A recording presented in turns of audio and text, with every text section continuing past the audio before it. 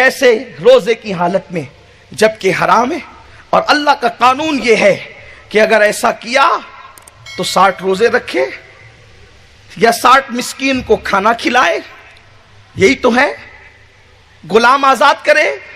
شریعت نے مختلف انداز میں اس کا کفارہ بتایا، اس کو کفارہ کہتے ہیں۔ آنے والا آیا، دیکھیے بڑے سے بڑے مفتی صاحب کے پاس کوئی بھی مسئلہ لے کر کے آئے گا، مفتی صاحب کہیں گے یہ ہے اور یہی ہے، اگر وہ واقعی مفتی ہے تو یہ ہے اور یہی ہے، اس کے سوا کچھ نہیں۔ الحمدللہ ہم سنیوں کے یہاں تو فتوے بکتے نہیں ہیں، ہم لوگ فتوے بیچنے والے، فتوہ فروخت تو لوگ ہم نہیں ہیں، اس لیے ہمارے یہاں جو بات برسوں سے کہی جا رہی ہے وہ بات آج بھی کہی جا رہی ہے، اور انشاءاللہ قیامت تک یہی بات کہی جائے گی۔ سبحان اللہ سبحان اللہ۔ اس لیے کہ ہماری شریعت جو ہے وہ پارلیمنٹ کی میز پر بیٹھ کر تیار نہیں ہوئی ہے، شریعت مصطفیٰ جان رحمت نے عطا فرمائی ہے۔ تو ہمارے یہاں قانون نہیں بدلتے، قانون ہمارے یہاں تبدیل نہیں ہوتے، اللہ اکبر، لیکن مصطفیٰ جان رحمت کی بارگاہ عرش مقام ہے۔ آنے والا آ کر کہتا ہے حضور ایسا ایسا ہو گیا، اللہ کے رسول صلی اللہ علیہ وسلم نے ان کو کفارہ بتایا کہ 60 روزے رکھ لو۔ کفارے میں ظاہر سی بات ہے کہ ایک روزے میں صبر نہ ہوا تو 60 میں پھر صبر کیسے ہو سکتا تھا؟ انہوں نے کہا حضور نہیں کر سکتا، 60 روزے نہیں رکھ سکتا، تو کہا 60 مسکینوں کو کھانا کھلا دو، کہا یہ بھی نہیں کر سکتا، غلام آزاد کر دو، کہا حضور یہ بھی نہیں کر سکتا۔ اللہ کے حبیب صلی اللہ علیہ وسلم کو وہ کہتے جاتے تھے نہیں کر سکتا نہیں کر سکتا۔ دیکھیے کوئی دوسرا مفتی ہوتا، مجیب ہوتا، تو وہ کیا کہتا؟ نہیں کر سکتے تم جانو، ہم نے تو قانون بتا دیا۔ یہ جو بات کہی جا رہی حضور صرف قانون بتانے والے ہیں، یعنی دوسرے الفاظ میں کتاب میں نبی کو ڈاکیا کی حیثیت دی گئی ہے، وہ تو صرف ڈاکیا کی طرح ہے، وہ لاتے اللہ سے اور ہمیں پہنچا دیتے ہیں۔ آپ بتائیں جس سے لاتے ہیں اور جس تک پہنچاتے ہیں ڈاکیا کی حیثیت کیا ہوتی ہے؟ لوگ نبی کو ڈاکیا کہتے ہیں، استغفر اللہ۔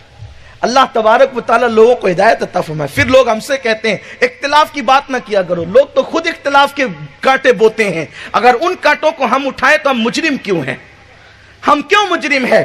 اور خدا کی عزت کی قسم ہمارے باپ کی آبرو پر ہونے والے حملے کو ہم برداشت کر سکتے ہیں، نبی کی عظمت پر ہونے والے حملے کو مسلمان کبھی برداشت کر ہی نہیں سکتا اگر اس کے دل میں ایمان کی ذرہ برابر رمق باقی ہے، کیونکہ خدا کی عزت کی قسم اللہ نے ہمیں جو جان عطا کی ہے وہ مصطفیٰ جان رحمت کے صدقے میں عطا کی ہے، اس لیے کہ جان تو بستروں پر بھی جا سکتی ہے، لیکن جو جان مصطفیٰ جان رحمت کے عشق میں جائے وہ جان پر ہزاروں زندگیاں قربان ہیں۔ دل ہے وہ دل جو تیری یاد سے معمور رہا، سر ہے وہ سر جو تیرے قدموں پہ قربان گیا۔ نعرے تکبیر، نعرے رسالت یا رسول اللہ، نعرے رسالت یا رسول اللہ۔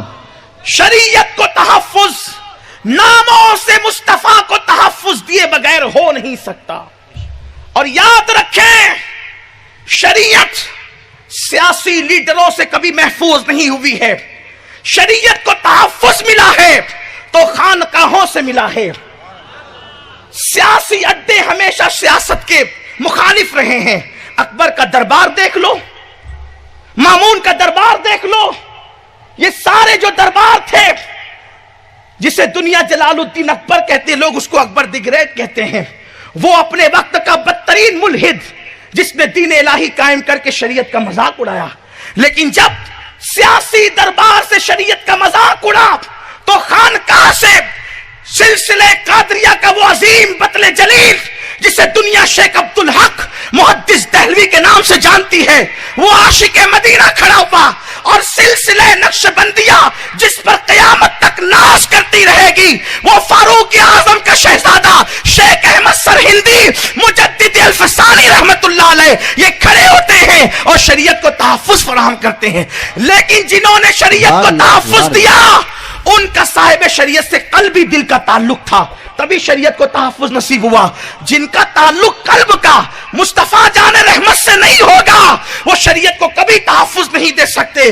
جانتے ہیں لوگ نقشبندی ہونے کا دعویٰ کرتے ہیں, لوگ قادری ہونے کا دعویٰ کرتے ہیں, لوگ چشتی ہونے کا دعویٰ کرتے ہیں, لیکن ان خانقاہی لوگوں کا مزاج کیا تھا جانتے ہیں؟ شیخ عبد الشیخ مجدد الفسانی احمد فاروقی سرہندی کیا کہتے ہیں؟